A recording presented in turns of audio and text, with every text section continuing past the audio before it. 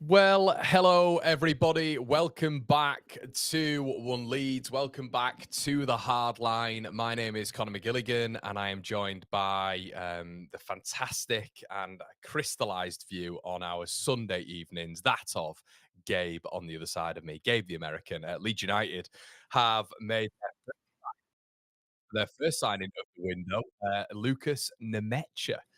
And obviously, we're going to speak about that. We're going to speak about Manor Solomon as well. We're going to get into a few other bits, I'm sure. But Gabe, to start off with, mate, how are you doing? I'm great, Connor. I'm Okay. great. You've been What's watching the news, huh? Yeah, yeah. Let's not kind of I'm fantastic. Things are great. Things are awesome.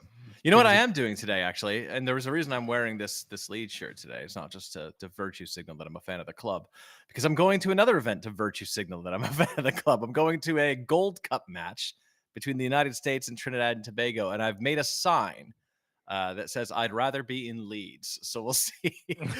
We'll see how it goes today. I'm seated literally pitch side. So if you're watching on the television, there'll be the touch line, and all the way to the right of the center circle. I'm sort of tucked in near towards, not quite towards the corner flag, but you'll be able to see me. Well, have you got your little subscribe to One Leads? Are you doing that? It's on the back. It's on the back. It says I'd rather be in Leeds, and then I'm flipping it around.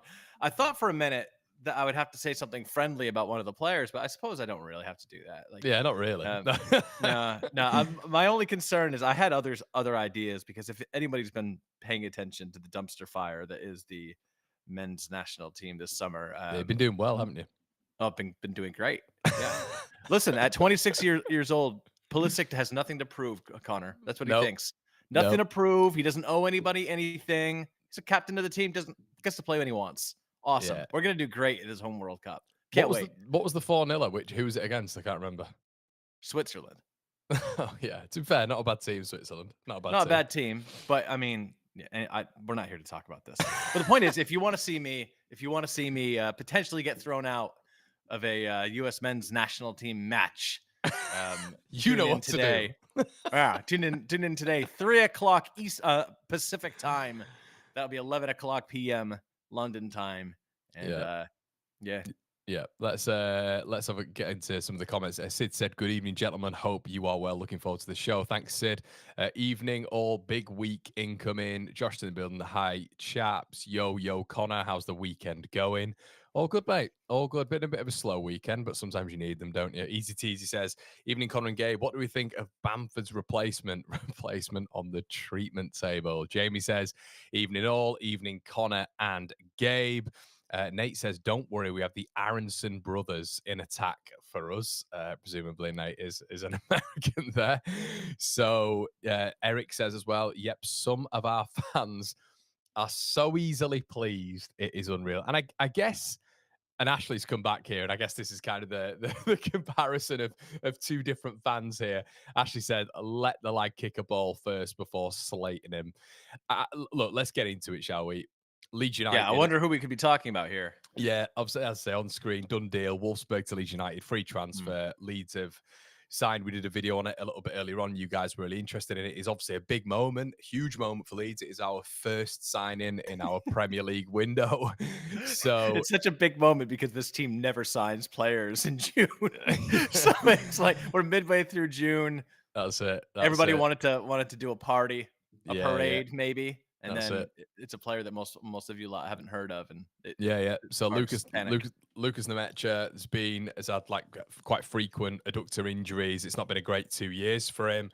Obviously, only played 455 minutes this year, which I think is the thing that's standing out to a lot of people. You know, I think even Isaac Schmidt's got more minutes than that for Leeds United this year. That kind of shows you how many minutes Nmecha's had.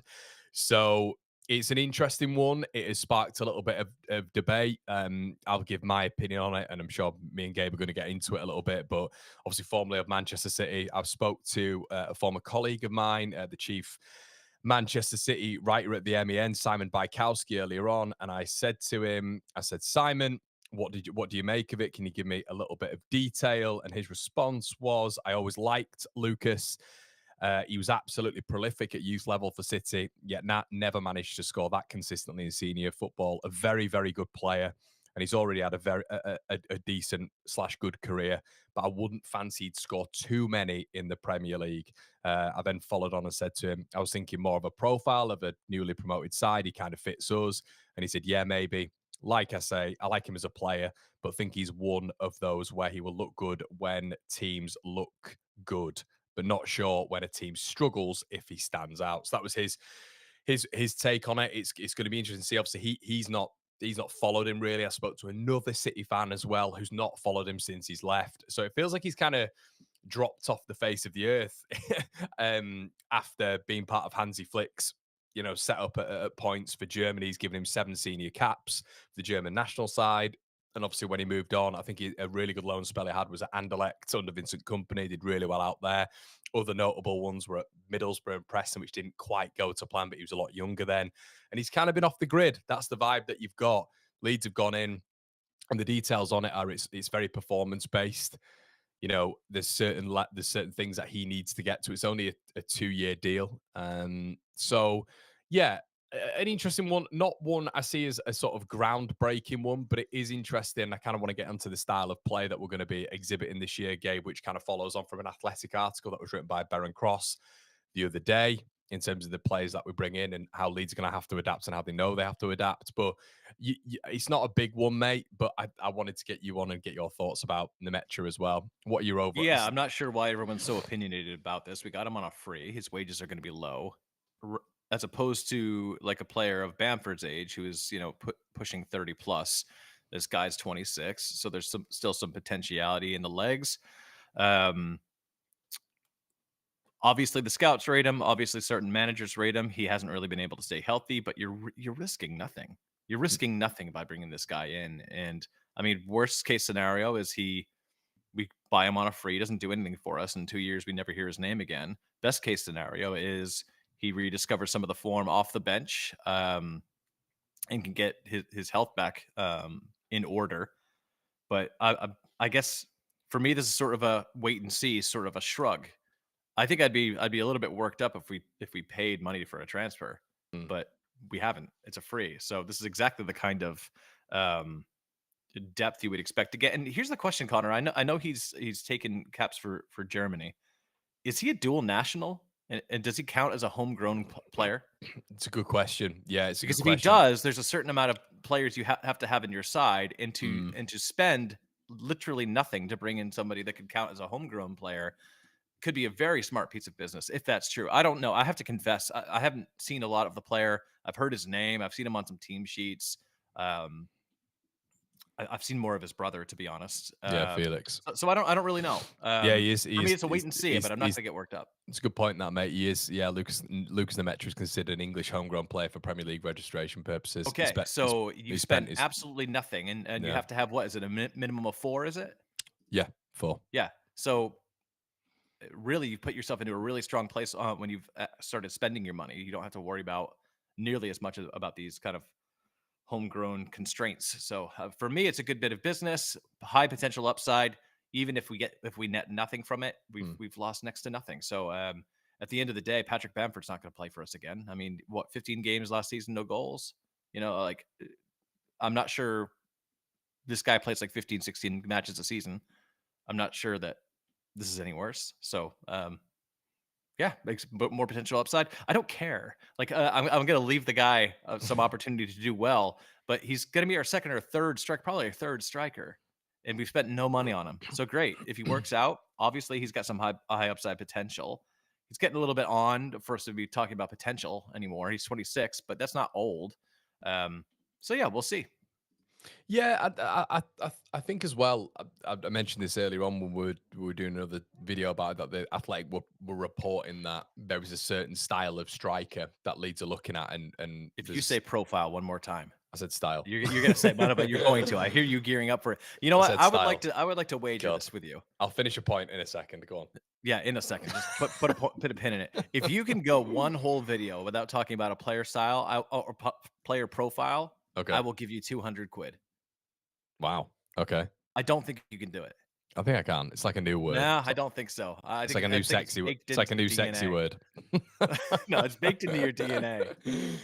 Okay, All right, sorry. Continue on to your point. yeah, you've thrown me off I now. want to acknowledge to the chat that everyone knows that you love talking about player profile. But go on. I do, yeah. But obviously they said that there's a certain type of player. There we go, a certain type of player that we're going after, and it'll be effectively in that article as well by Barron. It said that the first signing will make clear of that. So it's interesting when it comes to Biol as well. Obviously, the Slovenian centre back, who's very much more a no nonsense defender. He's not. When you look at a lot of his stats, it's mainly based on balls in the air. A very very deep line centre back, not someone who's good with the ball at his feet, but who doesn't rely on pace that much. So it kind of for me sort of equals out to look like Leeds United are going to go for a little bit more of a direct route one in phases approach, and they can't do that with the likes of Joel Peru up top. So I quite like how Leeds are moulding a little bit, and hopefully there's a little bit more pragmatism there. And maybe with these two signings that are coming in immediately, you see, and obviously the people who have been linked with Gabe when it's come to Rodrigo Muniz, Promise David, players like that, Beto. These are a certain type of player of which we kind of need to look at and think this might be where Daniel Farke and Leeds United as a whole are adapting to the Premier League in a way that maybe Russell Martin and Vincent Kompany just didn't Well, do. I don't know. We've also been linked with Josh Sargent, which doesn't. Well, hopefully that's false, but yeah. But that's what I'm saying, right? Yeah, So yeah. I don't want to get too into the signing of a third choice striker and how it might indicate something new in our approach to how we're targeting players. I don't think I think that's us creating smoke around what may or may not be fire. This could be nothing more than a fancy accounting trick to allow more foreign signings. Yeah, potentially. And honestly, he may come good, but like you're giving nothing. I mean, obviously you're paying his wages, but like everybody in football has a wage, but Yeah. you're paying nothing to get him. So I don't know. I think the reactions to this seem so disproportionate. And on one hand, I'm sort of just like, all right, is it just because there's nothing else going on? We have nothing else to think about, or is it just that this is what we're like? It could just be that. I don't Yeah. know. I Yeah. don't know. But I think it seems really strange for us to be this animated and opinionated about a third choice striker if that's what it who is. we've not spent any money on him. Yeah, Yeah, and yeah. you'd expect everybody to come into camp contending to start. That's what you want. So if he's good enough, he'll play. If he's not, he won't. True. Pretty simple. But I'm not gonna christen him as the second coming of the comeback player of the year or something like that. But I'm also like, we'll see. We will indeed. Jimmy says, with Firpo gone, would you go for Burrows? Probably not, Jimmy. I'd be looking at a little bit higher level, to be honest with you. He sounds like Gary Neville. Yeah, it's a very weird accent. I did not expect him to sound so Mancunian, but he did. It was very odd. I just didn't expect that. Even if he sounds like somebody from Manchester, people get worked up about it. Does he have to? Yeah, it's assumed. I showed it to my partner, of which you know who she is, and he I showed her, and she just went immediately. She went, "Oh, he's a mank." I was like, "Yes, he is." Tommy says, "Just because he's free doesn't mean it's cheap. Depends how long a contract you've given the three-legged rocking horse and his weekly wage." Okay, let's move on. Yeah, Can we talk about center halves? My favorite subject. Let's do it. What do you want to talk about? All right. So I take umbrage with your miscategorization of our potential signing. Oh God, here we go. He's in one of these moods, people. Well, you've said on your last video that he's one of those guys who likes to head everything out. You know what I'm talking about. Did I mishear you? No, he's known for his aerial duels, and he's known for just being a deep line centre back He's who's not 6'4" and he wins every duel, aerial duel. That's well, what it yeah, comes down to. and Joe Rodon 6'4", and he's got a much better heading aerial rate than Joe Rodon. Yeah, he's really good. But he also, I think we're. No, I'm just picking on you a little bit, but the reality is the guy can play out of the back as well. He's good with his feet. He plays a decent long ball as well. Does a really good job of getting into the attacking area, which is interesting, right? And for center halves, especially of his height, a lot of successful progressive carries, which you might like. You might like that. I think the only thing for me, the reason I rate like a Balerdi higher is because Balerdi has more little bit more ambidextrous, can play with both feet, can play on the left side, play on the right side.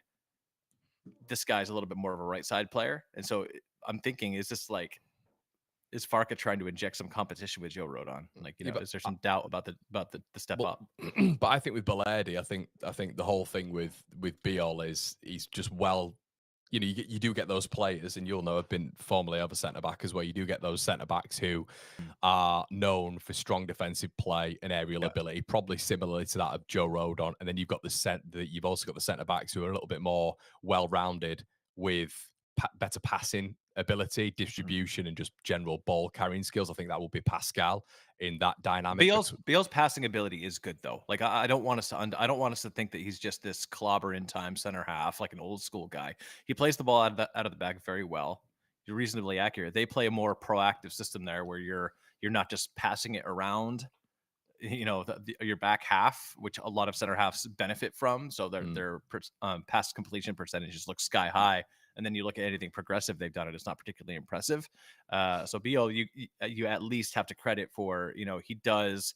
I don't want to say take chances with the ball because he's not doing things that are, going to cause fires.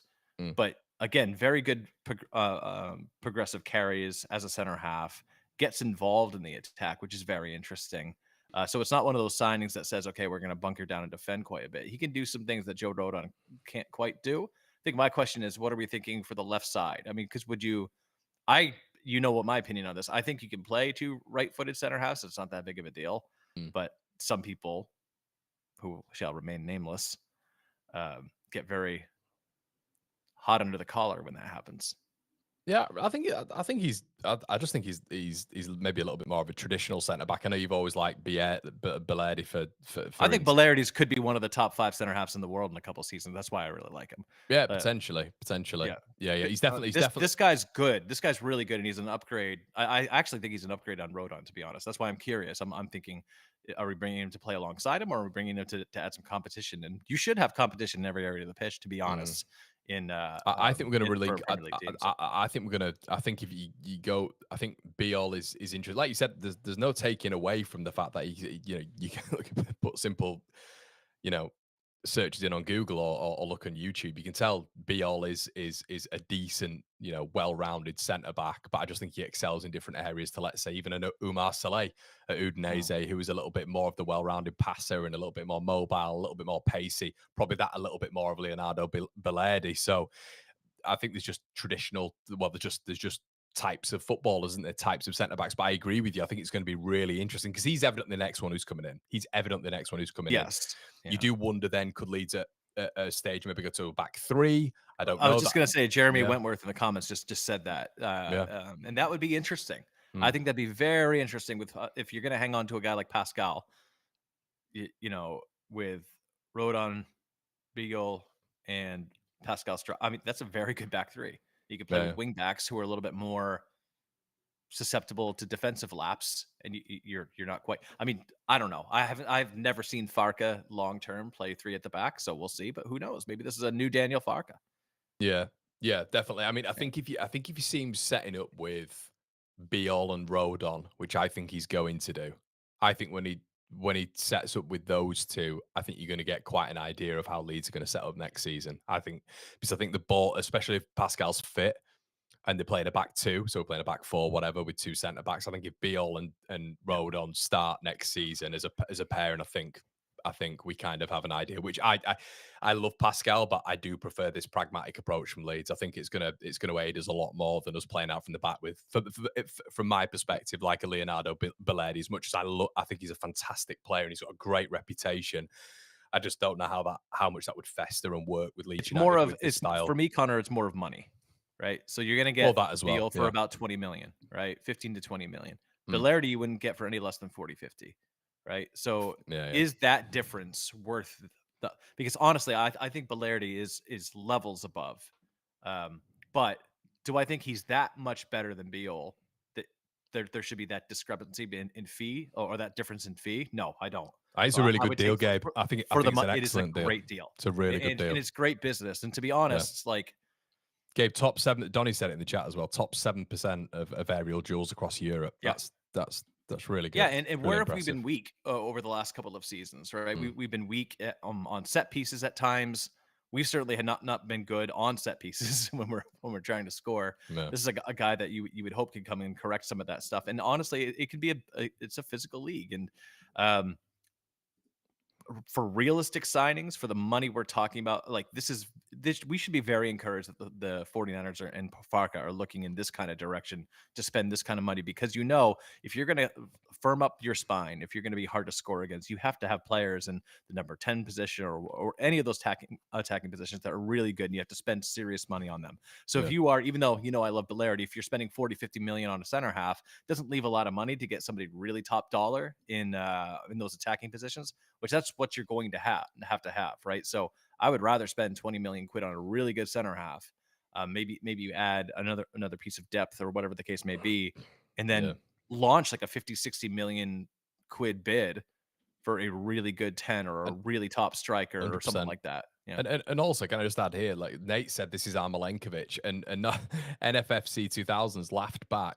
Mate? There's a lot of similarities here. Someone who is very good aerially, which Milenkovic is, and was when you first signed him. You signed him from Fiorentina, I believe, for 12 million quid. Quite a bit of a similarity there with Udinese, known for his aerial duels, and had a partner next to him who was a little bit more of a ball player. It's not too dissimilar from Another name Milenkovic. is Byrne over at Newcastle. Very similar profiles, Beal and Yeah. Byrne. No, you're using the So word profile. you know, I'm just seeping into your brain when it comes to that word. I hate it. I'll go to bed thinking about football, and I'll hear like, "But he's not the right profile, Gabe. Gabe, he's not the Dude, right you got profile for Leeds United." there was one time there was a time when a central midfielder was a central midfielder. Now a central midfielder is a 6, it's an 8, it's a 10. It's all over the place. So I think that's terminology in mostly us, football. though. I think it's mostly us Mate, that do that. you go into a barbers nowadays as well. It used to be a short back and sides. Now it's a burst fade, a Now low it's a taper, textured French crop. a textured French crop, a mid fade. Ah, it's just everything's just getting way too techy. Telly's in the building. Hey Telly, boys, if we are honest, and no one wants to hear it, Rodon in the Prem is a bench guy. The thing is, Telly, I guess He when might be. We don't yeah, know, but he might and, be. and that's it. And Biol comes in, Telly, and if you are to keep hold of a Pascal, I guess it gives you that variance at the back. It gives you that ability to, because Biol is probably quite of a little bit more of a similar player to Rodon in comparison to Straug. It gives you that variance in being able to switch it up if in fact you're right and Rodon isn't that Premier League player. Donny said Vidic like. Carl says, "Hey up, folks, and what are your thoughts on our first signing? I hope it's not our first team striker. We won't No score." indication that would be the case. No, I don't think so. Milenkovic's levels above Beal, mate. Hence why he's 100k a week for us, and had top clubs sniffing around him for years. I mean, Sure, but you just Beal mean his has as skill well. set, though. Yeah, and Beal has as well. And NFFC, what I would say, mate, is it's easy to say that now after a year in the Premier League when he's had a really good season. That could happen with Beal. You win. I think he's this is a very underrated signing. Very underrated signing. So yeah, it's Mhm. exciting times. I think Murillo, we can have a conversation, but once again, it's a different sort of player. Gabe, should we move on to a different position, or do you want to? Do you want to stick on? I mean, do you want to talk about Junior Firpo a little bit and kind of how we pivot from Firpo, or do you want to move on from that?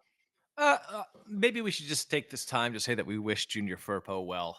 There was a time in the Premier League where I never wanted to hear the name Junior Firpo again. And while I do think that there are potentially rose tinted glasses around some of his play, Hmm. he's left here with a much better standing with the fans, with the club. And to be honest, I think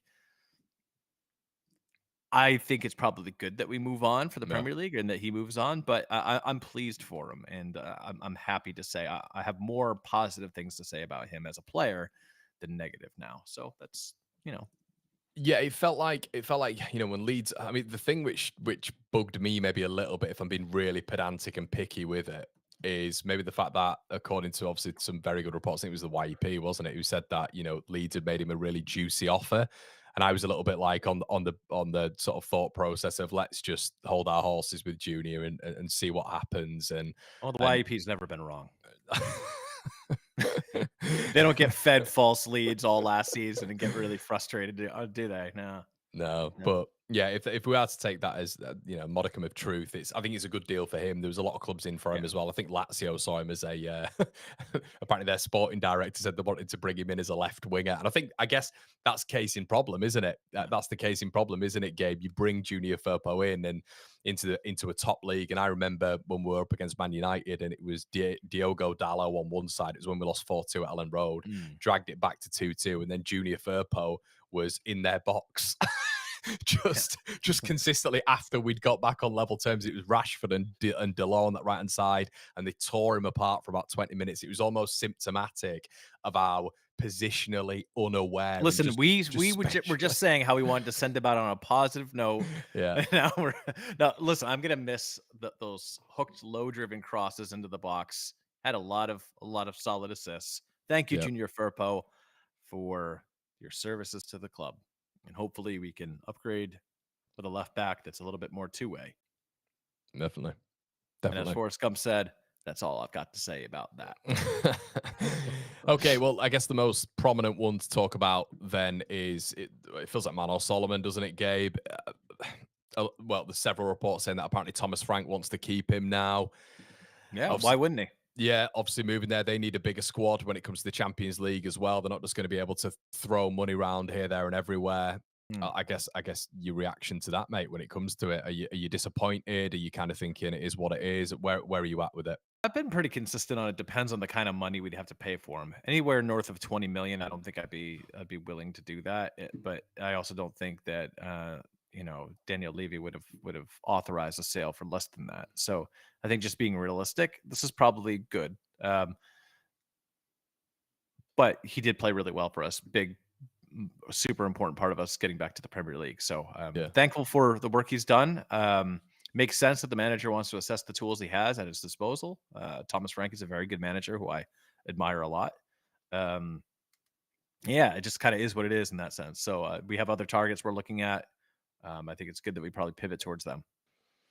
Yeah, I agree, I agree, and if anything, it's been quite interesting reading some of the some of the. There's been there's a certain way, you'll know, Gabe, because I think you were on one side. There's a certain way of thinking about football on social media, and it is very much like the eye test up against the XG and all this sort of stuff, and there's a bit of it always feels like there's a bit of a war of words, and it's definitely It's the compartmentalized worst into. false dichotomy in the world. Can I I know just it rant is. about this for 1 minute? Could I just put, I don't, because I don't know if you know this, because you've been All off right, go on. Twitter, but there's been there was a bit of a spat or two on social media, and then the Athletic basically put on, it was about 6 hours later, that all the 49ers do it through body mechanics, how certain central midfielders move, because then it gives them a certain idea of how they're going to move across X, Y, and Z football games when it comes to different teams. And it was so intricate and so detailed about, as I say, body mechanics. And it was just very, very funny on social media the other day, because it kind of put a pin in the whole conversation that people who look at these things that we didn't look at 10 years ago don't know what they're talking about, because it is that detailed, and the 49ers actually go into that much detail when it comes to recruitment. Yeah, you get biometric data now. The idea that if you're into data, it means you only look at a stat sheet, as if like you're reading the Sunday paper and opening it up and saying, "Oh, you had a good game because I saw this many passes completed." That's not what that means. That's not what that is. It really annoys me. When you talk about the eye test, how many players can you watch at a certain time when you're watching a match, Connor? Yeah, not many. Where the ball goes and the couple of guys around him, right? Mm. So you need more data points. And by the way, with the eye test, scouts are wrong all the time. Yeah. All the time with the eye test. Oh, he's got a Premier League body, or it turns out like Andy Carroll was an eye test wet dream, right? So there are loads and loads of data points to look at when evaluating a player. Obviously, you want to watch the games, and every single recruitment department watches the games. They don't just look at the data. Like when you and I talk about data, we watch the games as well. So it's not as though you say, "Oh, we don't need to watch the game. We'll just simulate it on the data sphere." Mm. That's just not how that works. You need as many data points to show you long term, because guess what? Human beings forget. The older we get, the easier it is. We can't see everything on a pitch at any given time, and these players, they're wearing things that they don't wear those little vests that look like sports bras for fun, guys. They wear those things because they're sending biometric data and reports on what their bodies are doing, how their heart rate is spiking, the distance they travel, and Well, all kinds of data it's body points. specific analysis, isn't it? This is exactly what it Yeah, is. yeah. So I think let's just get out of the Stone Age and let's stop Yeah. pretending that if you care about a data, then that means you don't watch the games. And what I love most about that is if you make an argument against a player they like, those same folks who hate data will be like, "Well, he had 15 expected goals last season." Man, I'm just sort of like, you know what I mean? So Yeah. yeah, Yeah. it drives me nuts. So yeah, I'm not on I can Twitter tell. anymore. This is primarily one of the reasons why. It's a stupid argument. Doesn't make any sense. Yeah, yeah, yeah. I guess Who are we with talking about when in relation to this, by the way?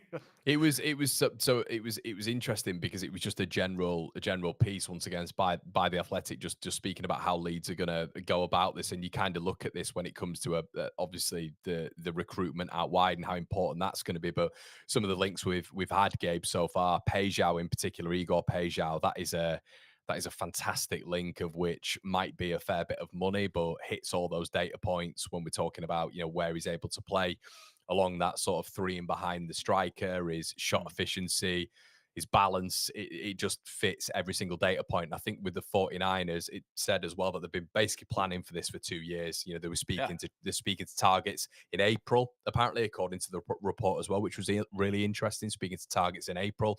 So it feels like this isn't just, when you kind of look at Nmecha in particular, it's not just one of those, throw in the dark sort of things. It's one of these things that they'll have been No. planning. They'll have known about his contract. They'll have known about his attributes. They'll have known about his injury record as well. And that's kind of something that we've got to trust him with the 49ers. Because I tell you what, Gabe, let's put people back to the summer transfer window, when they had an excellent window, which meant that they didn't have to then do anything in the winter window, which our other people who were competing with us, the other teams that were competing with us, had to dip into the market because of obviously other reasons. But Leeds didn't have a massive squad. It wasn't a massive squad, but what we did do was we went out and we identified, and those players did perform. We had a really good hit rate when it came to recruitment last season. So you kind of got to trust in that, haven't you? Yeah. And the names we're being linked with as well, and we're being linked with a lot of them for the fees that that are being tossed about, make more sense than like a sudden link with Cody Gakpo towards the end of the transfer window. Do you know what I mean? Like Yeah, yeah. it's all very different, and the quality of player and you can tell that they're not just trying to figure out now who they want to sign. Mm. They've probably got a short list of 40, 50 players that they've scouted pretty heavily. They've looked at a lot of data on. They know what their contract situations are, and they're And engaging. apparently Premier League teams were in for him as well, Gabe, which is Yeah, interesting. yeah, yeah. So listen, I understand there's a certain amount of skepticism, and there should be, right? But yeah, this idea that oh, we're playing Moneyball, and that means we're gonna only sign somebody. How many people do you see in the comments as well of various videos saying, "Oh, I don't know who this guy is." The same folks who were telling me that Melier is a great player, and I need to give my head a wobble after, "Oh, he's looking at all this esoteric data." They didn't say esoteric, by the way. I said that, but as if like save percentage was a far out there wild stat, you know, Mm. like yeah, it's wild. Anyway, let's move on. What do you think of the Sean Longstaff link? 11 million apparently. Yeah.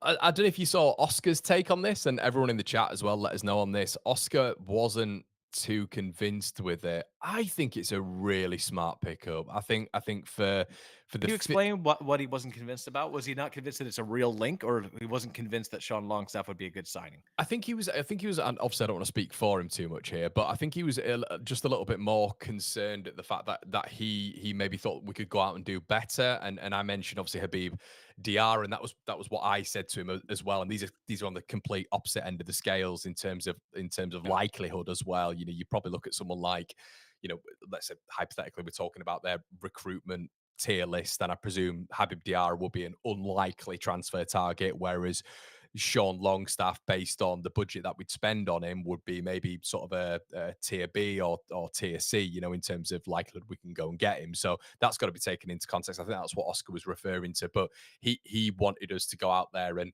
sharp our tools a little bit more. I think he believes that there are, if he wasn't called Sean Longstaff, from Oscar's perspective, he didn't feel that there would be that much of an attractiveness to him. He feels like we could get a little bit more when it comes to doing something on maybe the European All the games he's circuit or played for whatever. a top 5 side. Yeah. I mean, yeah, I guess. Yeah, I mean, And the return he's had as well. It's not like he hasn't been good either. well, I guess Consistently rated as one of the stronger players when he was played as well. Like I guess people would say that about Souček though, and I would maybe push back on Souček a little bit. Maybe some would even say that about Decore as well. You kind of look at Souček and Decore are playing for teams in the relegation zone. Sean Longstaff has played for a Newcastle team that's been in contention for the Champions League for years. Yeah, not And he only got regularly, but apart from this last season, he has been regularly over 40 appearances the season before. You know, so again, it's not like he's this gash player that that is somehow managing to flatter to deceive. He's had a very, very solid tenure, and he's only been displaced from the side recently because Newcastle probably have, when you really think about it. I mean, can you name 9 teams that are better in the world right now than Newcastle? No, I think it's interesting when it comes to Longstaff because I think he gives you a lot defensively in terms of that midfield and shielding that sort of back 5, 6. I think he's legs in that midfield and his athleticism. I think even if you to use him as a rotation option, he gets more minutes than what he had at Newcastle. I think he'd be happy with that. 10 to 12 million quid. He's not going to be on an outrageous wage. I think we could do a lot. I heard, worse. 10 to 12 million quid for a guy who's essentially going to play the Rothwell role for us. I don't know for the money. I don't know what, I mean, when you're thinking, if we have a 150 million quid war chest, we're only going to spend 10 or 11 million in that on a midfielder of his quality.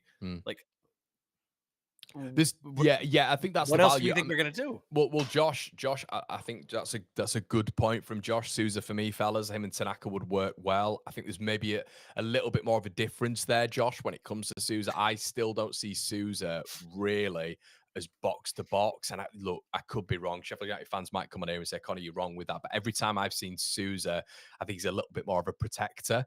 I think when you actually talk about box to box, I think that is box to box. Yeah, that's more Longstaff. Like I've mentioned this several times before, and he's not him, obviously, but I think Conte has managed to find a little bit of a role for McTominay.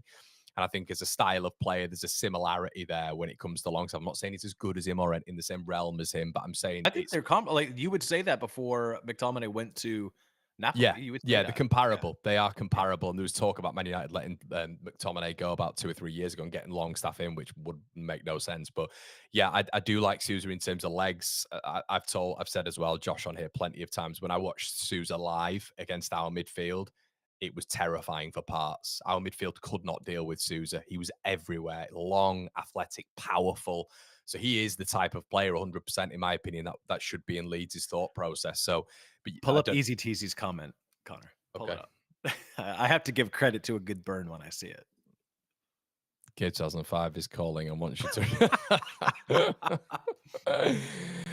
Kirsch says Newcastle pod's reporting that Eddie wants him to stay, but the player wants more game time. Do you know what it is, Kirsch, as well? I think Eddie Howe probably knows that he's so committed to the cause. Obviously, he's a local lad and he's a good player, and he'll know rotation. Let's say when Joe Linton, in particular, out of that midfield 3, because I think the other 2 are more technical, but especially Joe Linton, if he's out of that midfield, he knows Longstaff can come in and do a decent supplementary job. So yeah, it's interesting. Longstaff is a championship player, says Peter Doherty. Nmecha is League 1 based on stats. We need better or we go down. We can find a cheaper version of Longstaff from abroad. Fair enough, mate. A cheaper version. Fair enough. Fair enough. What I'd say, Pete, is if Pete, pass the Dutchie on the left-hand side. But that's what I'm gonna say. But what I would say, Pete, is if they did go in for Longstaff for that fee, mate, and obviously respect your opinion, pal, I just disagree with it. But if Nmecha could quite rightly be a League 1 player, what I would say, mate, is I don't think he is, and I don't think they'd have been tracking him for the time that they've been tracking him, and I don't think there'd have been Premier League clubs in for him if that was the case. You know, we know the elite systems and machines that recruitment staff are at this level in world football, and Longstaff as well. If you've got the likes of Eddie Howe wants to keep him around, you've got 2 or 3 Premier League clubs looking at him, including us, Everton, Wolves. I don't think he's a championship player, mate. And for the value that you'd get for him, especially as a potential rotation player, I think we could do a lot worse than someone like Sean Longstaff. Like now, what I would say, Pete, is when you look at a Souček, when you look at a Decore, for me, I wouldn't be on reflection. I think there's better out there, but I think for the value that you'd be spending on Sean Longstaff, and like Gabe quite rightly says, at 27 years of age, the experience that he's built up with no outlandish fee, no outlandish wages need to be put out there like there would be with Decore and Souček. I think it's a worthy signing. And I would also say a lot of people were saying, Conor, why would you choose Souček over Longstaff? I think Longstaff's a much better ball carrier, and better on the ball, in my opinion. Long-standing is a bona fide have I got that wrong? Do you know what that means? What comment are you looking at? Telly said long standing is a bona fide SPI. Is that an abbreviation I'm not aware of? I don't know. I think my feed's slow. Anyway, Okay, we're trying to iron out the kinks of this new setup. So sorry if I'm hold on. Telly said Longstaff, maybe you just clarified it here. Longstaff at 11 million is good business. He's a there we go. He's I was like, SPI, what the hell's SPI? He's a bona fide mid-table material. That I think Telly's got it nailed there. It's expectation, isn't it, Gabe? It's expectation of what Leeds are going to be next season. I think that's the key point here when we're looking at recruitment targets. Was it Nate who said that Longstaff is a championship player? No, it was Pete Doherty. Pete. Yeah. All right. Four-letter name. When is Glastonbury? Are you on some sort of mushrooms? No. When is Glastonbury, Connor? I don't know. End of June, I think. By the way, Connor sent me a private message the other day out of nowhere talking about how much better music festivals in the UK were than the US, which is probably right. Glastonbury is the best one in the world. Yep. All I'm going to say to Pete is that the kind of drugs that you're looking for could be found at that festival. A nonsense take. I respect your contribution and your right to think, but I don't respect that opinion because it is rubbish. There's an end point here as well. If you know your British pop indie rock music culture, his name is Pete Doherty. Pete, that is brilliant. Absolutely brilliant. Oh, dearie me. Rick says 19 goals in 73 league and cup appearances, and he's a striker. Don't make me laugh. So I think we're cross-wiring here. Longstaff will end up at Burnley, maybe Sunderland. Good luck to Lucas, but if Burnley or Sunderland had signed this lad, we'd be taking the Mick. 0 in 65 at Preston. Yeah, I think that was about 6. If they signed him on a free, you think we'd be taking the Mick? That was about 5-6 years ago, though, mate. Yeah. I think. I don't know we'd be taking the Mick if they signed him on a free, given his, Yeah. But no, I think I'm not too. I know there's a lot of people in here are maybe upset by it. I'm not bothered about it. He's not going to be our lead striker, guys. That's not going to happen. I think it's good back. I think it's good backup. I think it's sufficient as well. And I think if you'd have kept hold of.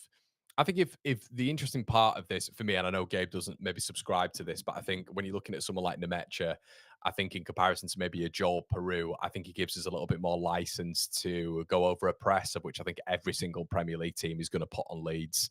And then it's up to our wing players to get onto those second balls and our box-to-box midfielders to pick up those second balls. I think he gives us an outlet. Joel Peru in the Premier League. And I'm not saying he can't come on and impact things. I think Nmecha will be that type of player as well.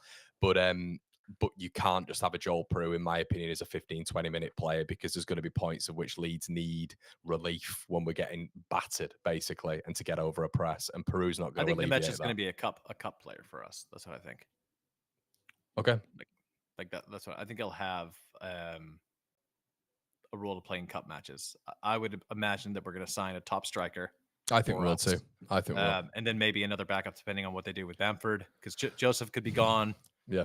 It really depends. So I think I would love to see us sign 2 more strikers. I think if we'd have brought in a striker, Be-all, and then we'd have brought in Nmecha, I think the reaction would have been very different. I think it's because this is the first signing, and I think people are like, "Is that your ambition?" Sequence doesn't matter this early in the window. No, but I think that's what people are getting. No, I think you're right. Yeah, I think you're right. But I want to remind people that sequence doesn't matter. Yeah, exactly. Some players when you can get them.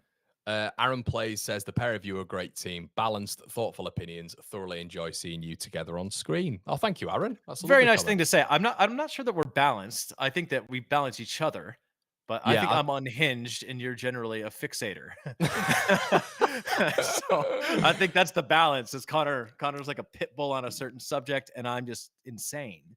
Yeah, Um, I think we've got a vet. I think what you're saying, Aaron, is we're quite balanced. We balance each other out, which it's very nice. I can tell. I can tell when Gabe's sort of on one, aka today, and he can tell when I'm on one, and we Well, because sort of. I have to go. I have to go and spend almost 3 hours of my time watching a C team play in a tournament that doesn't really matter, but is probably good for a World Cup tune-up because our top players who aren't even that great, aren't even that good, none of them is a world-class player, think they're too good to play for the national team now. That's You, what I have to I I've love it. spent money to sit Dude, dude, I love it and how you. watch this slop. I love it how you separated from the national team for like a certain period of time, and now you're right back in it. Well, it's hard not to. We're going to be hosting the World Cup. But Yeah, a kind of like base level, I sort of want, oh, I don't know, the players that care enough. They act like they're Cristiano Ronaldo or Lionel Messi. They're not. They're crap compared right. to any of those guys. Calm down. Calm Let's down. move on. Right. Can I That's why also? I'm in a bad mood, FYI, because I'm gonna have to sit in the blazing California sun in about 3 or 4 hours and watch this slop. At least I can get a charcuterie board delivered to me inside, Oh, and I will. Don't. You can't. I didn't I expect you will. to I say that will do it. I'm online. gonna have the attendant running back and forth. Oh, you're a scumbag. What's your thoughts as well on what's your thoughts as well? Have you got anything on the FIFA the World Cup competition of which Bayern have just beaten Auckland City 10-0? Clearly a legitimate tournament. The qualification process was probably rigorous. I know wanna- the MLS sides really had to go through it to qualify. And I think as well, Unbelievable. someone's put on Football TNT, Auckland City goalkeeper Connor Tracy works in a warehouse for a pharmaceutical company, just illustrating that Bayern Munich, one of the top European sides, best clubs in the world, Kingsley Coman playing today, etc. Harry Kane are coming up against part-times and beating them 10-0 in a supposedly new age And competition. the thing is, I give credit to that working man for leaving his full-time job to go get battered by Oh, Bayern yeah. Munich. What an experience. I mean, Yeah. yeah, I wouldn't do it, to be honest. They're like, hey, Gabe, you want to play against Bayern Munich first team? I said, no, thank you. I do not. Oh, God. Okay, let's see what some of you guys are saying as well. Interesting, no politic here says Nmecha's goals per 90 is elite. Didn't know that, mate. I've not had a look at that. He just doesn't play enough. He suits that Farker sub on 75, 80 minutes.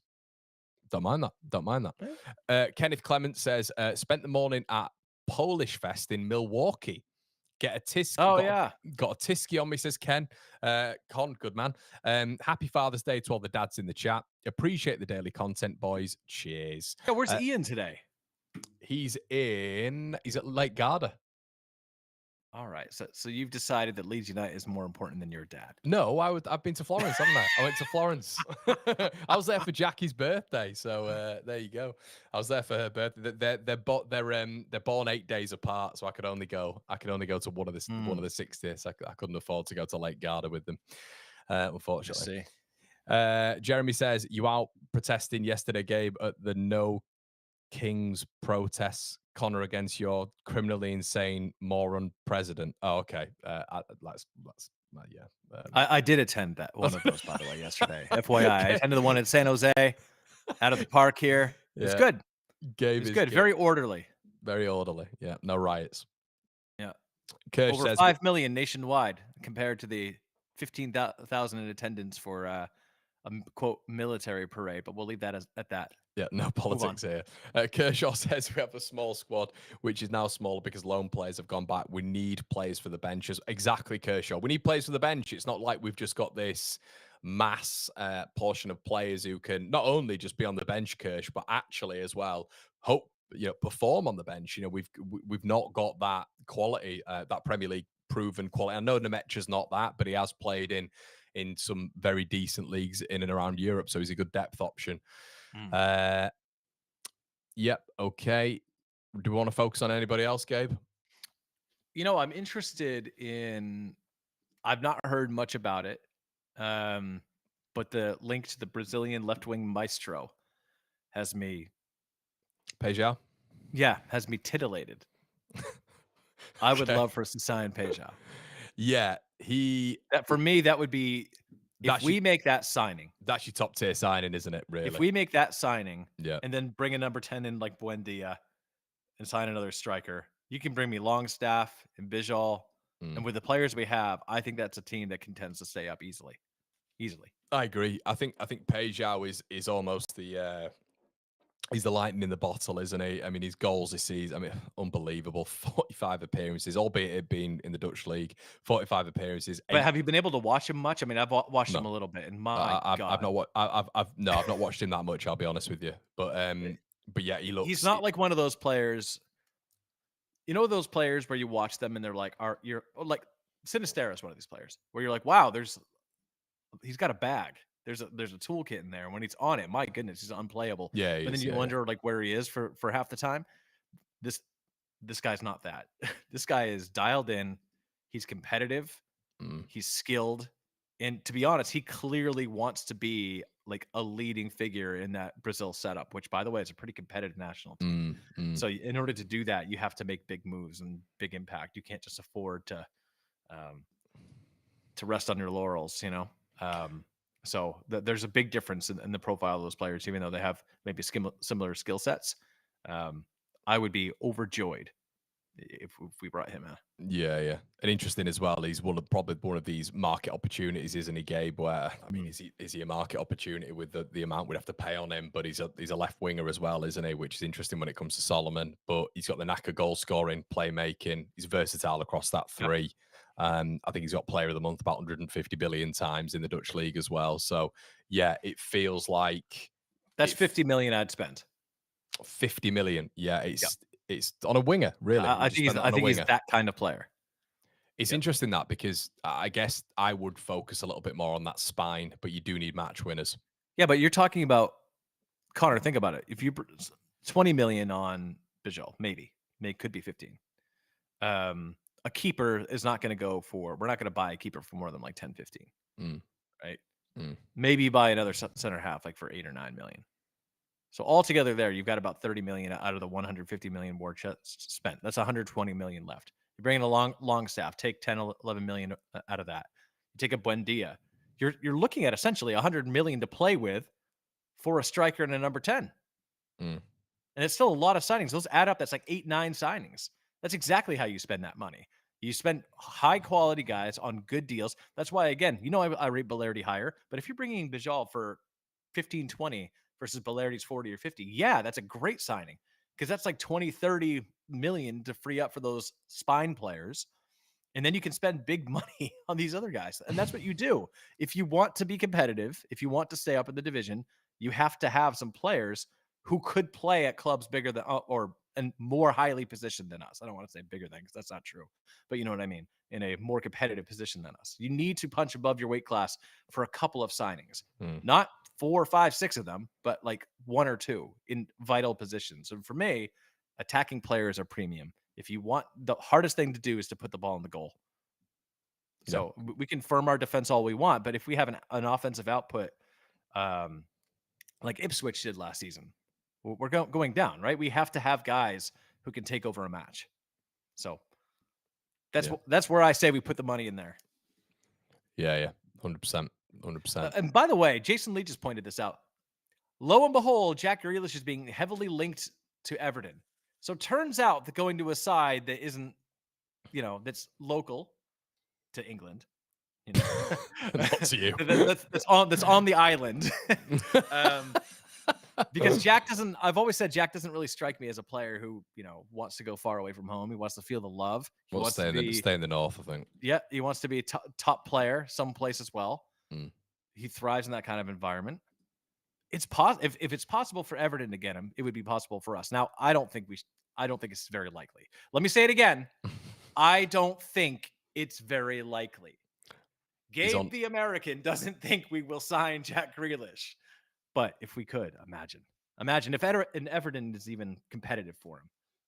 Yeah, I think at nearly 300 grand a week and 50 million, it might be a stretch too far. But he would have to take a wage reduction. He's going to have, no matter where he goes.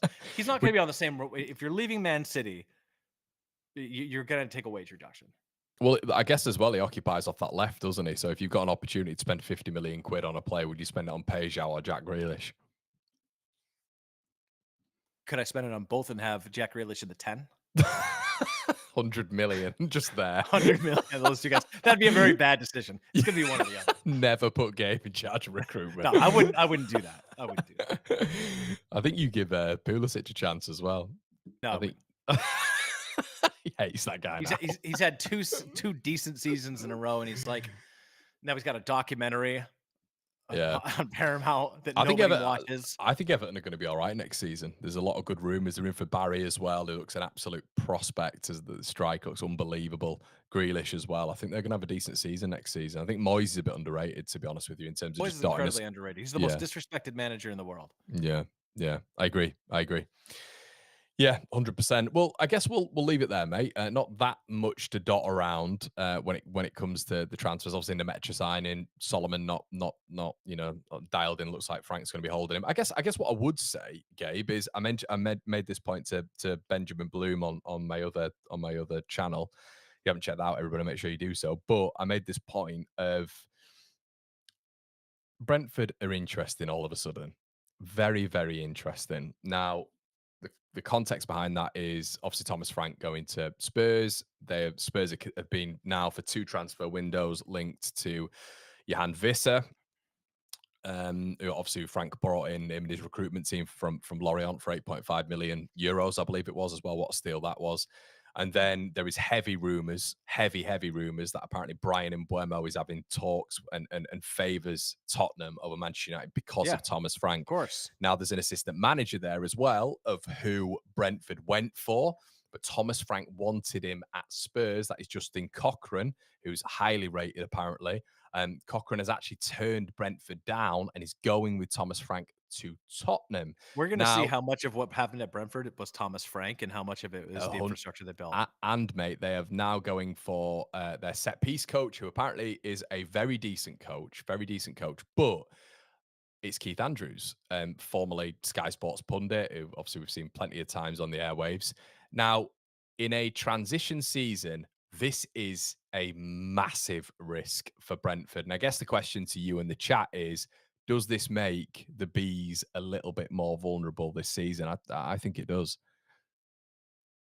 What's been happening to the bees in your country has been a travesty for years. No, I think you're right. Listen, I got wrong. Brentford going. I thought Brentford were going to be in trouble earlier, like mainly because Tony was out. The Ericsson renaissance that got him to. He should have stayed at Brentford, to be honest. But they took a risk on Ericsson that worked out really well for them. I just thought with all these players leaving, they were going to be in trouble. They were not. And I think it's a testament to. And Thomas Frank is smart, by the way. Like, bring in your guys. If you're going to go into Tottenham, you don't want to inherit that rotten infrastructure. 100%. You know, 100%. so you Yeah. really want to. Mate, he's brought 6 as well. They reckon he's brought 6 of his backroom Good. staff, which is a lot. Good. Yeah. Good. Like, contrast that to a certain manager that waited to bring his backroom staff to Leeds United. I'm not sure it would have made a positive difference or not. But then when he finally gets his guy, Chris Armas, he gets sacked. It's taken him a half a season to bring in Chris bloody Armas. Like, that's how you do a regime change right. But just for perspective as well, that Keith Andrews failed to get the MK Dons job about 3 months ago, and now he's in line. He's favourite, mate. He's odds on. They reckon it's pretty much done. He's at advanced negotiation. So this is what an incredible season. What would the dream appointment for Brentford be for you? Like, if as a Leeds fan, I'm not talking about like if you were a Brentford fan. I mean, as a Leeds fan, who would you love to see them bring in? Because it would mean, you know what, that's a team in the relegation zone. Dude, I think it's Keith Andrews. I'd have said I think the other one would have been McKenna. I think McKenna's job at Ipswich has been amazing, but I think as well it is one of circumstance a little bit. We've not seen McKenna. Brentford they have the Ipswich money. They don't have like the money. So yeah. But I think I'm not 100% sure that would work just because it's worked at Ipswich and it's a very specific. He took over them in League One. It doesn't mean that if he lands at Brentford, it's gonna kick on. He would probably be my second choice, but I think my first choice would be someone like Keith Andrews. I think appointing Keith Andrews in a transition season when you're potentially losing Visser and Mbeumo, who aren't guaranteed replacements, that's then in the best part of 12 to 18 months that could potentially be, if Visser does go, Visser, Tony, and Embuemo in 12 to 18 months. That's massive. That is huge. And then is Damsgaard vulnerable as well? Because Frank absolutely loves Damsgaard. I don't know, but this is what managers do, don't they? They bring the staff and they bring the favourite players. So this Yep. could be a really, really tricky period for Brentford, and it's very good for us, I think. There's so. only one manager that I would count on to take a team from a competitive position in the league to relegation certainty, and that's Wayne Rooney. He would be my dream appointment for Brentford. Close second is Sam Allardyce. Not because, I mean, obviously he's got a really good track record, but like it's not, 2000, like someone pointed out, it's not 2005 anymore. And I don't think he'd put the full effort in. I think he'd just go, find his favorite chippy in Brentford and come in with, a bean pie and bean pie. Yeah, drink at his side. It's a very bizarre chat tonight. We've got NFFC 2000, we've got Nate, and we've got Tommy K just in a three-way argument, and they've just been going on for the best part of 20 minutes. So you guys, keep going if you want. Keith Andrews hates Leeds. He never had a good word for Leeds on Scour. Keith Andrews was a bit of one, wasn't he? He was. Wilder. Wayne Rooney for Brentford. Wilder for Brentford as well. That'd be an interesting one. Just to see Ham face angry. And there is no way, with the greatest of respect, there's absolutely no way. Imagine going from someone who's so in tune with like effectively AI recruitment, going from Thomas Frank, who's the most dialed, he's like the most dialed in. This isn't a disrespect to Wilder, but Wilder's neck is on the line at the minute because it's absolutely disrespect to Chris Wilder. This guy acts like a drunken fan as a manager. Yeah. Yeah, 100%. Tommy, you're a big. Was it Allardyce who was touting Chris Wilder for top jobs? Who was it? It was either Allardyce, Roy Hodgson. It was one of those old dinosaur English managers. Yeah. 100%. Tommy says Brentford ain't no. Tommy, you're a big Leeds hater, aren't you, mate? We're not going to sign anyone good. But every other team around us is going to sort it out, and Leeds are just going to be in the mire. I think. You're very Tommy, I want to know who hurt you, man. Yeah, I want to know who hurt you, and I'm sorry it happened. What Leeds fan hurt you, mate? I'm sorry. Yeah, I'm sorry it happened. But we're not all like that. Tommy, if we do, mate, I'm coming for you. If we do stay up, if we do. But let's leave. We need to have a button for everybody hurts to play. We'd get copyright I do need one of those. Yeah, we can just do our own. Like, you can just sing it if you want. I wouldn't get copyright struck for that. So you're the singer here, Danny Zuko.